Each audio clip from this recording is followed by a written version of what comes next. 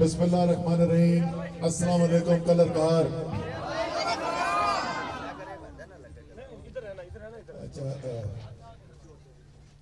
जो सैयद शाह।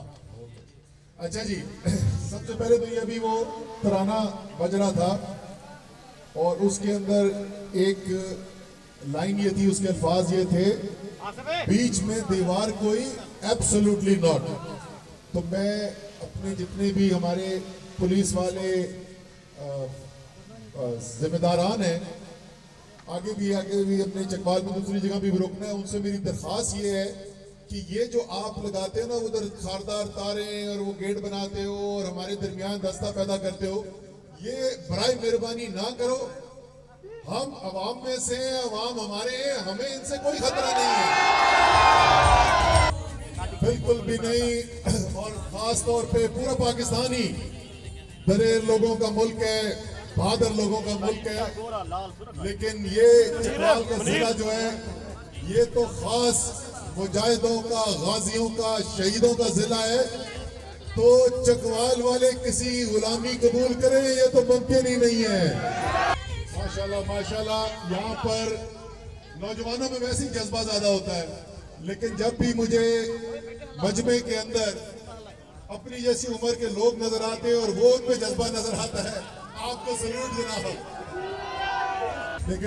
लेकिन आप सबको इस बात का भी ख्याल रखना चाहिए कि आमतौर पे हम तो जब से छोटे यही सुनते हैं जी पाकिस्तान बड़े नाजुक दौर से गुजर रहा है, लेकिन मैं आपको बता सकता हूँ यकीनन हकीकी तौर पर पाकिस्तान इस वक्त दोराहे पे आके खड़ा हो गया और एक तरफ का रास्ता है वही पुरानी 75 साल की गुलामी का रास्ता, ताकतवर लोगों के अवाम के ऊपर राज का रास्ता, एक ऐसा पाकिस्तान जहां अमीर के लिए कानून कोई नहीं, गरीब के लिए इंसाफ कोई नहीं, और एक दूसरा रास्ता है गैरत का रास्ता, आजादी का रास्ता, खुशहाली का रास्ता। आपका कप्तान इस वक्त आपकी जंग लड़ रहा है, कप्तान की टीम कप्तान के साथ खड़ी हुई है।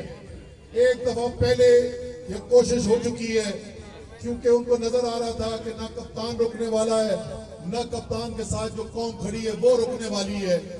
तो फैसला किया गया कि अब एक ही तरीका रह गया है कि कप्तान को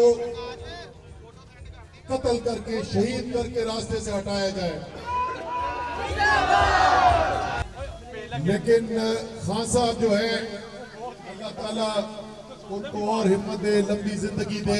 अल्लाह तवक्कल वाला इंसान है और वो तमाम उन मुसलमानों की तरह जो अकीदा रखते हैं, अल्लाह ताला पर ईमान रखते हैं, वो ये मानते हैं कि जिंदगी और मौत इंसान के हाथ में नहीं, जिंदगी और मौत जो है वो अल्लाह ताला के हाथ में। तो कप्तान खड़ा हुआ है, लेकिन आपने भी साथ खड़े होना है, क्योंकि वो जंग आपकी आजादी की लड़ रहा है। मैं यहाँ पर आपसे इजाजत लूंगा। सबका शुक्रिया, पीर साहब आपका शुक्रिया, खास तौर पे तमाम लोग जो आए आप सबका शुक्रिया। फौजिया बैराम आपका शुक्रिया, हमारे साथ असेंबली में रही है। सबका एमएलए साहब का कहना बड़ा जरूरी है, वरना ये कोई बहाना ढूंढ रही है किसी तरीके से हमें कैसे वापस जाएं। इंशाल्लाह जाएंगे, ये सब वापस जाएंगे असेंबली में, 2/3 अक्सरियत से जाएंगे। खान वजीर आजम बनेगा, लेकिन इन जाली असेंबलियों में नहीं। मैं आपसे अब इजाजत लूंगा, लेकिन खान ने खिताब करना है, बड़ा अहम खिताब करना है।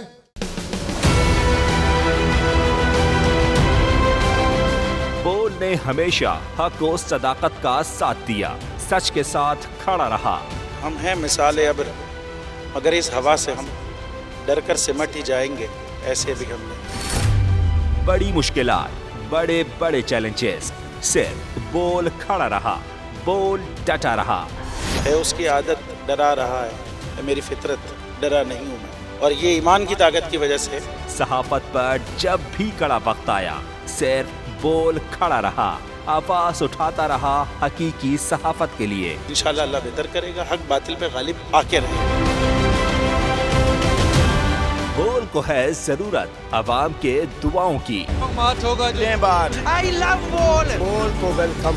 आजादी मार्च के लिए मैं बोल को मैं दाद देना चाहता हूँ। बहुत अच्छी कवरेज की है, ये मार्च की तो जबरदस्त कवरेज की, बोल की प्रॉब्लम सबसे बेस्ट। इजहार आसाती के लिए, पाकिस्तान के लिए, पाकिस्तानी अवाम के लिए।